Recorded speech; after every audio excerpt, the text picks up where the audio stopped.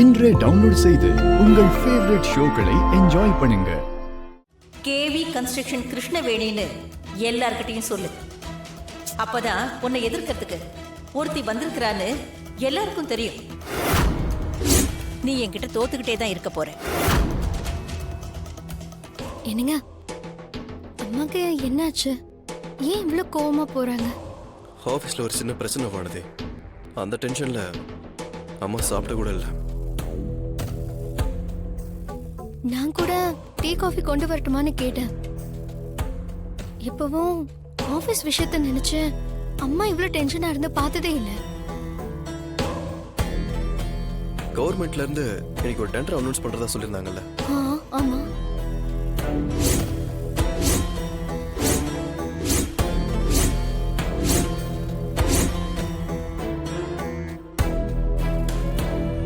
இன்னொரு கம்பெனி அந்த டெண்டர் கிடைச்சதை விட நம்ம கம்பெனில இருந்து யாரோ ஒருத்தங்க அதுக்கு ஹெல்ப் பண்ணதான் அம்மாவால தாங்கிக்க முடியல. நம்ம கூட இருக்கவங்களே நம்ம முதுகுல குத்துனா யாரால தான் தாங்கிக்க முடியும் சொல்லு? அதனாலதான் அம்மா ரொம்ப டென்ஷன் ஆயிட்டாங்க. இப்ப அவங்கள சமாதானப்படுத்த உன்னால மட்டும்தான் முடியவானது. அவங்களுக்கு பிடிச்ச மாதிரி ஏதாச்சும் சமைச்சு கொண்டு போய் கொடுத்து அவங்கள முதல்ல சாப்பிடவே. சரிங்க. இத்தனை வருஷத்துல ஆபீஸ்ல எத்தனையோ பிரச்சனைகளை நீங்க பாத்திருப்பீங்க. அது எல்லாத்துக்கும் நீங்க சாப்பிடாம இருக்கணும்னா பாதி நாள் நீங்க பட்னியாதான் இருந்திருக்கணும். இங்க பாருங்க, இப்ப மட்டும் நீங்க சாப்பிடல, அப்புறம் நானே சாப்பாடு எடுத்து உங்களுக்கு ஊட்டி விட்டுருவேன், பாத்துக்கோங்க.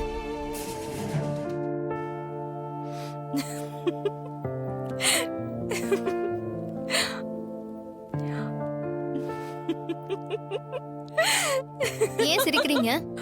பின்ன நீ சொன்னதையெல்லாம் நினைச்சு சிரிக்காம என்ன பண்றது? ஏதோ ஸ்கூல் குழந்தைய டீச்சர் மிரட்டுற மாதிரி என்ன மிரட்டிட்டு இருக்க? என் சொல் பேச்சு கேட்டு சாப்பிடலன்னா குழந்தைங்க இருந்தா என்ன, பெரியவங்களா இருந்தா என்ன, இப்படி மிரட்டினாதான் சாப்பிடுவாங்க.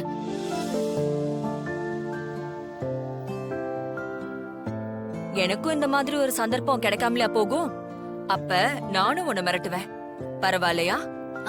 அதெல்லாம் அப்புறம் பாத்துக்கலாம். இப்போ சாப்பிடுறதுக்கான நேரம். வாங்க, வந்து சாப்பிடுங்க. உட்காருங்க.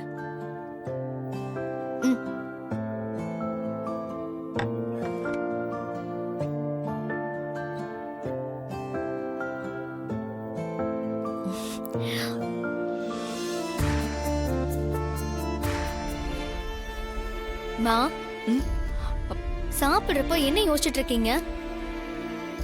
இது வேலைக்காகாது. நீங்க கையெடுங்க, கையெடுங்க.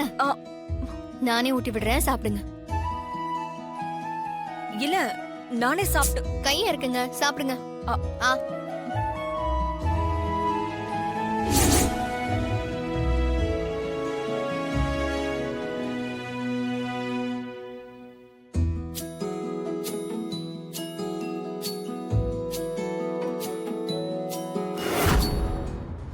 எனக்கு எல்லாரையும் விட ராஜேஸ்வரி அம்மா தான் ரொம்ப ரொம்ப முக்கியம்.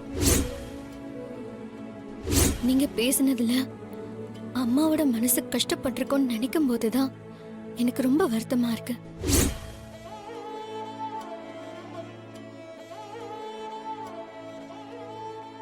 கருமம் இதெல்லாம் பார்த்துட்டு இதுவரை இண்டி வேடிக்கை பார்த்துட்டு இருக்கணும். வா.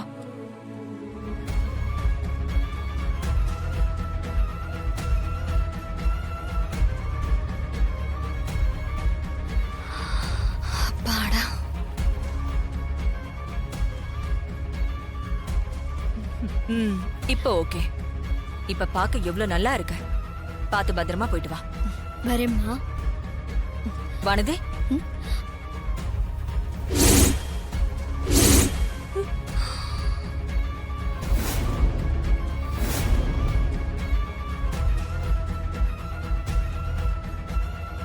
என்னாச்சுமா?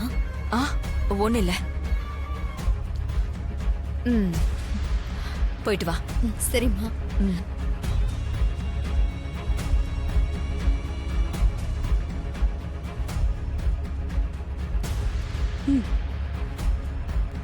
ஏய், பார்த்தல நம்ம வச்சது கவரிங்கா ஒரிஜினலான்னு அவங்களால கண்டுபிடிக்கவே முடியல.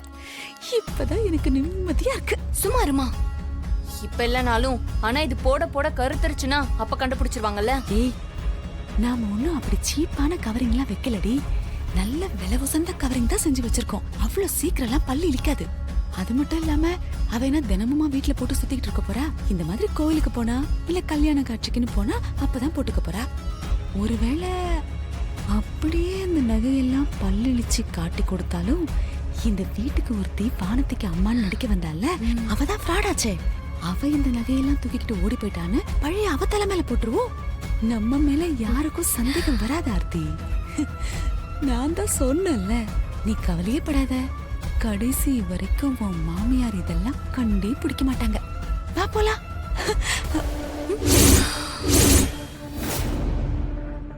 ஐயோ, இவர் எப்ப வந்தாரு? பேசினதெல்லாம் கேட்டிருப்பாரோ? அப்பா எங்க நீங்க எப்ப வந்தீங்க?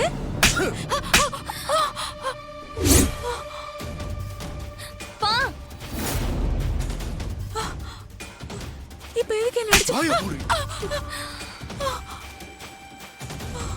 பொய் சொன்ன, ஏமாத்துன, கடைசியில இப்ப திருடுற அளவுக்கு போயிட்டியா நீ? உனக்கு எவ்வளவு நெஞ்செழுத்தம். அடுத்தவங்க பொருளுக்கு ஆசைப்படுறதே தப்பு. அதுலயும் அதை திருட்டுத்தனமா அடைய நினைக்கிறது எவ்வளவு பெரிய பாவம் தெரியுமா? எதுக்குடி உனக்கு இந்த பேராசை? எங்க நீ செய்யற பாவம் எல்லாம் எங்க தலையில வந்து விடிஞ்சிருமோன்னு தான் எனக்கு பயமா இருக்கு.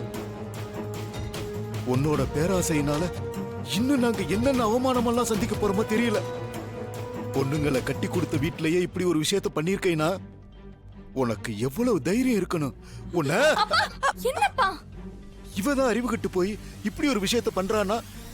நீயாவது அது தப்புமான்னு அவளுக்கு சொல்லிருக்க வேண்டாம்? நீயும் அவ கூட சேர்ந்து புத்திக்கிட்டு போய் திரிகிறியே. நீங்க செய்யற வேலையெல்லாம் வெளியில சொன்னா உங்களால வானது எல்லாரும் முன்னாலையும் தலை குனிகிற மாதிரி ஆயிடுமேன்னா எல்லாத்தையும் நான் பொறுத்து போய்கிட்டு இருக்கேன்.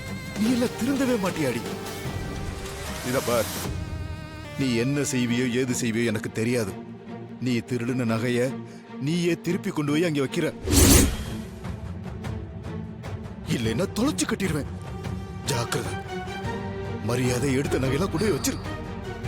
என்ன யோசிக்கிற? போ போன்னு சொல்றேன்ல.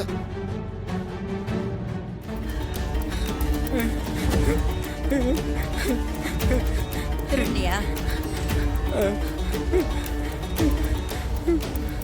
ஏமா அவங்கிட்ட என்னமா கேட்டுட்டு இருக்கீங்க? இவன் தான் திருடான்னு எல்லாருமே சொல்லிட்டு இருக்காங்க. அப்புறம் அவன்கிட்ட போய் தனியா கேட்டுட்டு இருக்கீங்க. நல்ல வேலை நாங்களாம் சேர்ந்து இவனை தப்பிக்க விடாம பிடிச்சோம். இல்லைன்னா வச்சுக்கோங்க, இவன் பிரியாணி பொட்டலை தூக்கிட்டு ஓடி இருப்பான். இந்த மாதிரி எத்தனை கடையில அவன் திருடி இருப்பான். இவன் எல்லாம் சும்மா வரக்கூடாது. இவன் எல்லாம் அடிச்சு கைகால உடைக்கணும்.